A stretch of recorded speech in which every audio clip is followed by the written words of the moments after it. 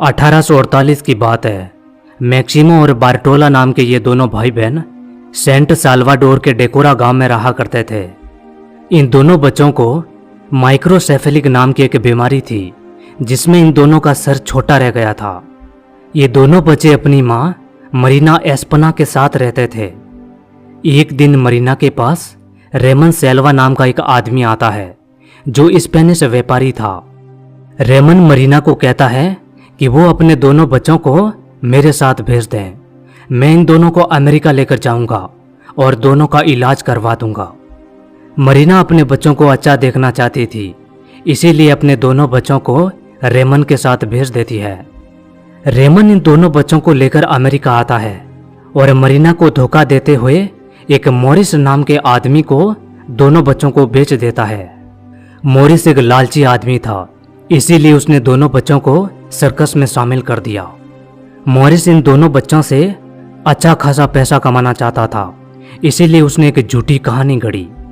उसने अमेरिका के लोगों को कहा कि ये दोनों बच्चे एज़टेक सभ्यता के आखिरी लोग हैं। मॉरिस ने मैक्सिमो और बार्टोला को एज़टेक सभ्यता की पोशाक भी पहना दी, ताकि किसी को शक ना हो। जब ये दोनों बच्चे सर्कस में शामिल हुए तो वहां भीड़ लगने लगी इनको देखने के लिए। कुछ ही दिनों में मैक्सिमो और बार्टोला अमेरिका में काफी फेमस हो चुके थे। वहां पर मॉरिस ने इन दोनों बच्चों से बहुत पैसे कमाए और 1853 में इन दोनों को इंग्लैंड ले आया, यहाँ के लोगों को दिखाने के लिए। इंग्लैंड में मॉरिस इन दोनों बच्चों को अमीरों के घर ले जाया करता था, क्योंकि वो लोग ज्यादा पैसा देते थे। इंग्लैंड में जब लोगों को पता चला कि ये बच्चे एज़टेक सभ्यता के आखिरी लोग हैं, तो बहुत से लोगों को मॉरिस पर शक हुआ। उन लोगों का कहना था कि मॉरिस झूठ बोल रहा है, क्योंकि एज़टेक सभ्यता के लोग ऐसे नहीं दिखते। जब इंग्लैंड में मॉरिस पर सवाल उठने लगा तो मॉरिस इन दोनों को अमेरिका लेकर चला गया और कई सालों तक मॉरिस इन दोनों बच्चों से पैसे कमाता रहा। 1867 की बात है। इन दोनों बच्चों को और ज्यादा फेमस करने के लिए 7 जनवरी 1867 को लंदन में इन दोनों की शादी करवा दी। ये दोनों भाई बहन थे, लेकिन मॉरिस को लगता था कि जब दोनों की शादी होगी तो ये लोगों के बीच और ज़्यादा फेमस हो जाएंगे और ज़्यादा लोग देखने आएंगे। इन दोनों बच्चों को 1901 तक सर्कस में काम करवाया, लेकिन जब ये दोनों बच्चे बूढ़े हो गए तो इन दोनों को अकेला ही छोड़ दिया गया। 1913 के आसपास मैक्सिमो की मृत्यु हो गई और बाद में बार्टोला का क्या हुआ ये किसी को नहीं पता, क्योंकि उस समय ये दोनों गुमनाम जिंदगी गुजार रहे थे। Number 2, William H Mumler. ये अमेरिकन फोटोग्राफर थे। ये जब किसी का फोटो खींचते थे तो उस आदमी के पीछे किसी भूत की छवि दिखाते थे। जैसे कि सबसे पहले इन्होंने अपने खुद की फोटो के पीछे अपने एक भाई को दिखाया जिसकी मृत्यु हो चुकी थी। बाद में इन्होंने बहुत से लोगों की फोटो खींची। विलियम का सबसे प्रसिद्ध फोटो अब्राहम लिंकन की बीवी का है। जब अब्राहम लिंकन की मृत्यु हो गई तो विलियम ने उनकी विधवा पत्नी का फोटो खींचा। इस फोटो के पीछे अब्राहम लिंकन दिख रहे हैं। जब शुरू में लोगों ने विलियम के फोटो देखे तो वो हैरान रह गए, क्योंकि उन लोगों को ये फोटो सच लगते थे। लेकिन बाद में पता चला कि विलियम इन फोटो को एडिट करते हैं। नंबर 3, यह है अब्दुल हमीद। 1876 से लेकर 1909 तक इन्होंने तुर्की पर शासन किया। ये ओटोमन साम्राज्य के 34वें सुल्तान थे। अब्दुल हमीद अपने राज में तुर्की में एक रेलवे स्टेशन बनवाते हैं, जिसका नाम रखा गया मदीना।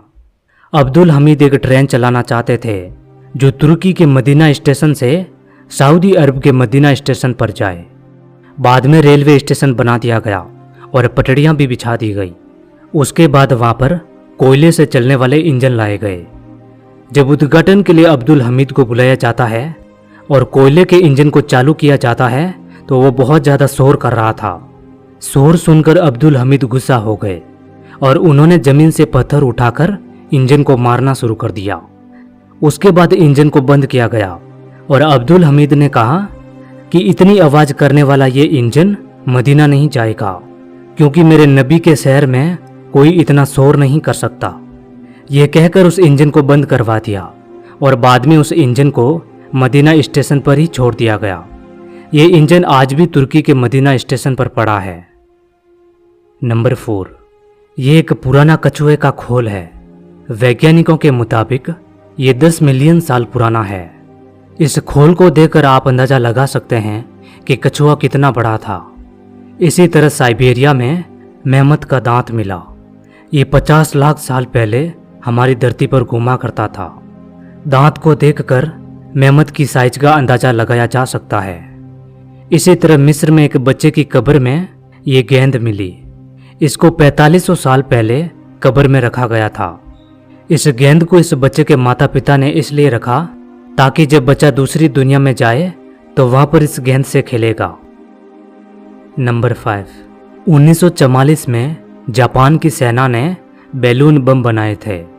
इनको खास तौर पर अमेरिका के लिए बनाया गया था और उस समय जापान की सेना ने 9300 ऐसे बम बनाए थे। इनमें कई बम ऐसे होते थे जो आग लगाते थे, यानी कि जापान की सेना चाहती थी कि जब ये बम अमेरिका के जंगलों में गिरेंगे तो वहां आग लग जाएगी। वैसे तो बड़ी संख्या में ये बैलून बम अमेरिका में आकर गिरे थे, लेकिन 5 मई 1945 को एक बम ओरेगन में गिरा था। ये बम एक महिला और 5 बच्चों पर गिरा और गिरते ही फट गया, जिनसे उनकी मृत्यु हो गई। नंबर 6, दोस्तों आप ये बात तो जानते ही होंगे कि पैसों की शुरुआत चाइना से हुई थी, लेकिन चाइना के लोगों ने ही सबसे पहला नोट भी बनाया था। ये लोग हिरण की खाल से नोट बनाते थे, लेकिन करीब 1000 साल पहले कागज के नोट बनने शुरू हो गए। ये जो नोट आप देख रहे हो ये चाइना में मिला था, जो 650 साल पुराना है। ये भी कहा जाता है कि आज से 5000 साल पहले चाइना के लोग सिक्कों की जगह सेल्स का इस्तेमाल करते थे। वो लोग अपना अनाज और जानवरों को राजघराने में देते थे और वहां से उन लोगों को सेल्स मिल जाते। कहते हैं कि आज से 2600 साल पहले सिक्कों का इस्तेमाल शुरू हुआ था और सबसे पहले लाइडियन लोगों ने सिक्के बनाए थे। आज जहां पर तुर्की है वहीं पर 2600 साल पहले लाइडियन लोग रहते थे और उन्होंने ही सबसे पहले सोने और चांदी के सिक्के बनाए थे। उन सिक्कों के ऊपर ये लोग जानवरों की तस्वीरें बनाते थे, जैसे कि आप इस सिक्के को देख सकते हैं। ये एक सोने का सिक्का है और इसके ऊपर शेर की तस्वीर बनी हुई है।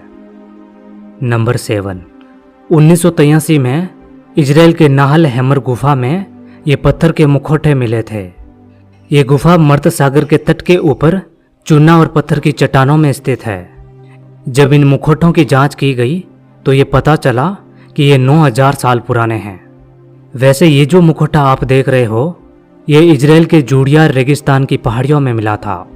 ये मुखौटे पत्थर और चूना से बने हुए हैं।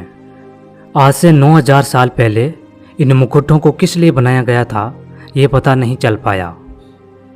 नंबर 8, कनेरिया आइलैंड के लोग पहाड़ों के ऊपर से कुछ इस तरीके से उतरते हैं। यहाँ के चरवाहे जब भेड़ चराने जाते हैं तो भेड़ जब पहाड़ों में चली जाती है तो उन भेड़ों तक पहुँचने के लिए यहाँ के चरवाहे इस लकड़ी से पहाड़ और खाइयों को पार करते हैं। वैसे ये तरीका बड़ा गजब का है। आप पहाड़ के ऊपर से बड़ी आसानी से उतर सकते हैं, लेकिन आपको लकड़ी मजबूत रखनी होगी ताकि वो बीच से मुड़े ना। नंबर 9, 2018 की बात है। बुल्गारिया में खुदाई के दौरान ये अंगूठी मिली। ये अंगूठी 600 साल पुरानी है। अजीब बात यह थी कि अंगूठी बीच में से खोखली थी और ऊपर एक ढक्कन था। बाद में जांच करने पर यह पता चला कि इस अंगूठी के अंदर जहर भरा जाता था। इसलिए बाद में यह अंदाजा लगाया गया कि इस अंगूठी को शायद किसी ऐसे आदमी ने बनाया होगा जो मुसीबत पड़ने पर अपने आप को खत्म कर सके। उम्मीद है दोस्तों वीडियो आपको अच्छा लगा होगा। यदि वीडियो पसंद आया हो तो वीडियो को लाइक और चैनल को सब्सक्राइब जरूर कर देना। मिलते हैं अगले वीडियो में।